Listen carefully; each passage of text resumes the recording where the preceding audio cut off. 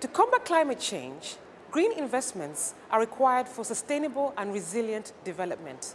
However, current financial flows are a long way off from what is required. South-originating finance is increasing in developing countries as they look for green finance domestically or through South-South cooperation to support low-emission and climate-resilient development. However, not much is known about this type of finance. On Thursday in Warsaw, a side event exploring green finance driven by developing countries was held. The event was moderated by Simon Zadek, co-author of the South-originating green finance paper. He summarized his paper around which the event was organized. So this is a discussion paper called South-originated green finance, focused on the phenomena of rapidly growing green finance from developing countries, both domestic and also South-South, cross-border, private as well as public, and soon to become, if not already, the most important source of green finance for developing countries, if we only had the data. Many questions were raised during the panel discussions, including how to unlock institutional investors, perceived investment risk, and subsidizing private sector investment in climate finance. I think for this discussion, it's very valuable to see how South-originating aspects are relevant. But I think one should not forget that really the difference south or north fundamentally isn't that stark. Later in the discussion, moderator Simon Zadek asked South African panelist Zahir Fakir to respond to Nick Beglinger's assertion that the origin of the investor is irrelevant. Your experience in South Africa, is that true? Or do you sense that the financial community in South Africa, whilst being commercial in its view of the world, has a view about being in South Africa and looks at risks in different ways? I'm just kind of curious what your take is on that. I agree that the risk perception is different, because the risk perception of somebody living in South Africa whose roots are in South Africa is different than a risk perception of somebody living in Europe whose roots are in Europe. You know, if the banks in South Africa don't take the risk and act, it's not just about making money. You know, if they don't act, then they don't need to be anymore in South Africa, because they will close up.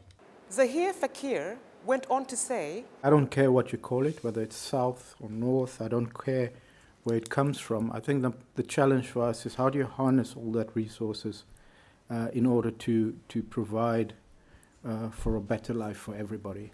And that's the important thing, the action side, rather than counting or identifying where and how, etc. On the nature of green investments, Monique Babu, Executive Secretary of the United Nations Convention to Combat Desertification and former CEO of the Global Environment Facility, said, most of it today is turned toward renewable energy.